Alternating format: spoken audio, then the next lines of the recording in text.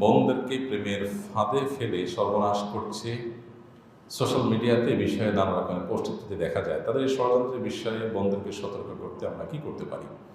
শিক্ষার্থী দারুণার কামাল স্যার, দেখুন এই ধরনের অনেকগুলো পোস্ট আমারও নজরে পড়েছে, আপনাদের নজরে পড়েছে যে এ ধরনের দুর্ভাগ্যজনক, খুবই ন্যাক্কারজনক ঘটনা ঘটছে।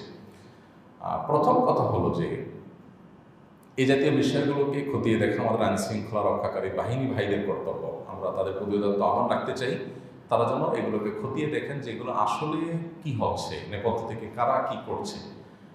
একটা কথা আমি প্রায় বলি যে এদেশের মানুষ, সাম্প্রদায়িক সম্প্রীতি এদেশের মানুষের মধ্যে যতটা আছে, আশেপাশের কোনো দেশের মানুষের মধ্যে এটা নাই। যার কারণে আশেপাশের সব দেশের মানুষরা সাম্প্রদায়িক সম্প্রীতির সবক বাংলাদেশের মানুষ থেকে নেওয়া উচিত। বাংলাদেশের মানুষ যতটা সহনশীল সাম্প্রদায়িক সম্প্রীতির ইস্যুতে, এতটা সহনশীলতা আশপাশের কোনো দেশের মানুষ দেখাতে পারে না নিকট অতীতে। হাঙ্গামা, মারামারি, ধর্মীয় আপনার বাড়াবাড়ি করতে গিয়ে রক্তারক্তি, নিরীহদেরকে খুনাখুনি, সকাল বিকাল তাদেরকে হত্যা।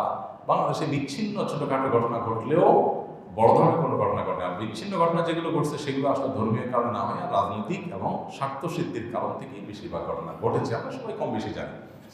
তো এই ধরনের পরিস্থিতির যারা আমাদের পরিবেশ ঘোলা করার চেষ্টা করছে, নানা রকমের উস্কানি দিচ্ছে এবং নানা রকমের সম্প্রীতি নষ্ট হওয়ার মতো কাজ করছে, সেগুলো যদি সিরিয়াসলি আমাদের আইন শৃঙ্খলা রক্ষাকারী বাহিনীর কর্তৃপক্ষ, বিভিন্ন এজেন্সি, দায়িত্বশীল ব্যক্তিবর্গ এবং অথরিটি তারা যদি না দেখেন, তাহলে এটা আমাদের কারোর জন্য কল্যাণ বয়ে আনবে না।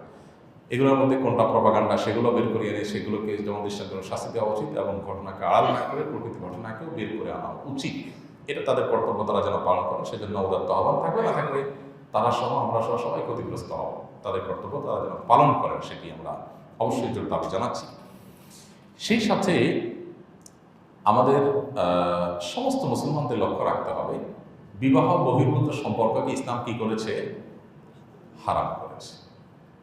কেন হারাম করেছে আমরা সবাই জানি। মানুষ, আল্লাহ তাআলা পৃথিবীতে মানুষকে টিকিয়ে রাখবেন, মানব সভ্যতা টিকে থাকবে বৈবাহিক সম্পর্কের মাধ্যমে। বৈবাহিক সম্পর্কের বাইরে গিয়ে বিবাহ বহির্ভূত সম্পর্ক করে মানুষের জেনারেশন পৃথিবীতে টিকে থাকবে না। প্রমাণ কি? প্রমাণ হলো পৃথিবীর যে সমস্ত দেশে বিবাহ বহির্ভূত সম্পর্ককে অ্যাপ্রিসিয়েট করা হয়, বৈধতা দেওয়া হয়েছে এবং সামাজিকভাবে এটাকে দোষী কিছু মনে করা হয় না, সেখানে বিয়ের বালাই নাই, মানুষ কোনো রকম আপনার মিউচুয়াল আন্ডারস্ট্যান্ডিং মাধ্যমে তার কাজ সেরে নেয়। এই সমস্ত জায়গাগুলোতে মানুষের জন্মের হার কমতে কমতে প্রত্যেকটা দেশে এখন ভয়ঙ্কর পর্যায়ে। চায়নার মতো দেশে, যেখানে এত মানুষ, পৃথিবীর সবচেয়ে বেশি মানুষ ঘনবসতি এবং সবচেয়ে বেশি মানুষ যে দেশের, সেরকম দেশেও আপনার তারা ক্রাইসিসে থাকছে, সন্তান জন্মের হার কমে গেছে এবং প্রণোদনা দিয়ে সরকার সন্তান জন্মের হার বাড়াতে পারছে না। জেনারেশন গ্যাপ তৈরি হচ্ছে, কলকারখানা, দেশ চালানোর মতো লোক পাচ্ছে না, বাহির থেকে লোক আনতে হচ্ছে পৃথিবীর অনেক উন্নত দেশকে। কেন? তাদের দেশে তো এই ক্রাইসিসগুলো ছিল না। কারণ যদি 5টা কারণ থাকে, তার মধ্যে একটা কারণ হলো বিবাহ বহির্ভূত সম্পর্ক হলে মানুষের বাচ্চা কাচ্চা নেওয়ার প্রয়োজন অনুভব করে না, টেন্ডেন্সিটা নষ্ট হয়ে যায়। বৈবাহিক সম্পর্কে যেটা হয়, বিবাহ বহির্ভূত সম্পর্কে সেটা হয় না, কারণ একে অন্যের মধ্যে বিশ্বাসই তৈরি হয় না। বিবাহের মধ্যে আল্লাহ তাআলা বরকত দিয়েছেন। কোরআন আল্লাহ তাআলা বলেছেন, ওয়াজআলা বাইনাহুমা মাওয়াদ্দাতান ওয়া রাহমা। স্বামী স্ত্রী উভয়ের মধ্যে বৈবাহিক সম্পর্কের মাধ্যমে অটোমেটিক স্বয়ংক্রিয়ভাবে আল্লাহ তাআলা এক ধরনের হৃদ্যতা এবং ভালোবাসা সৃষ্টি করে দেন। যে লোকটা বিবাহের আগ্য অনুষ্ঠানের 5 মিনিট আগেও অপরিচিত মানুষ ছিলেন, যে নারী পুরুষ, তাদের একজনের সাথে আরেকজনের কোনো রিলেশন ছিল না, শুধুমাত্র বিবাহের আগ্যটা পড়ানো হলো, বিবাহটা সম্পন্ন হয়ে গেল, সাথে সাথেই অলৌকিক এবং অবর্ণনীয় একটা সম্পর্ক, একে অন্যকে মিস করা, ভালোবাসা, এটা তাদের মধ্যে কিন্তু জেগে উঠে, তাই না? যারা বিবাহিত মানুষ তারা জানেন যে অবর্ণনীয় একটা টান স্ত্রীর প্রতি, স্বামীর স্বামী স্ত্রী। কিছু অমানুষ আছে, তাদের কথা ভিন্ন, সাধারণত মানুষের প্রকৃতি এরকম। তো এই যে জিনিসটা, বিবাহ বহির্ভূত সম্পর্ক বছরকে বছর ধরে যদি কোনো রিলেশনে থাকে কেউ, এই জিনিসটা হয় না। এই জন্য আপনি দেখবেন বৈবাহিক জীবনে স্বামী স্ত্রী একে অন্যের প্রতি অবিচার করা, জুলুম করে হত্যা করা, খুন করা, মারাত্মক পর্যায়ে চলে যাওয়া, এরকম পরিস্থিতি লাখে, কোটিতে, হাজারে আপনি খুঁজে পাবেন খুব অল্প স্বল্প। আর তথাকথিত এই প্রেমের সম্পর্ক বিবাহ ছাড়া যেটা করে, এইটার মাধ্যমে যে রিলেশনগুলো হয়, এই রিলেশনগুলোতে আপনি প্রায় দেখবেন ধোঁকা, প্রতারণা, আজকে ছেঁকা খাইছে, কালকে ছেড়ে দিয়ে চলে গেছে, তলে তলে আরেকজনের সাথে করছে, বৈবাহিক জীবনেও হয়, কিন্তু এখানে তার তুলনায় অনেক বেশি হয়। কারণ স্বামী স্ত্রীর পরস্পরের সম্পর্কের মধ্যে সামাজিক একটা কমিটমেন্ট থাকে।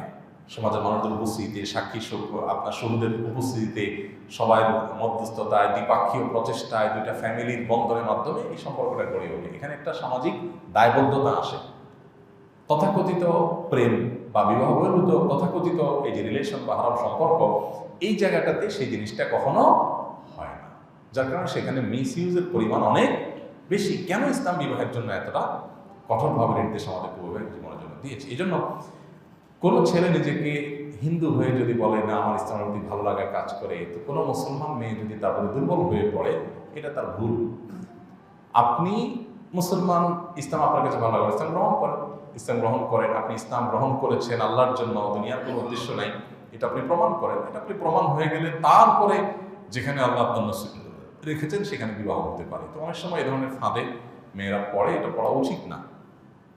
এমনকি ছেলেরা অনেকে পড়ে, সেটাও পড়া উচিত না। আবার সেই সাথে এটাও মাথায় রাখতে হবে যে অনেক মানুষ তারা ইসলামের সৌন্দর্য দেখে ইসলামের ছায়াতলে ফিরে আসেন, তারা সত্যিকার ইসলামকে ভালোবেসে ইসলামে ফিরে আসেন।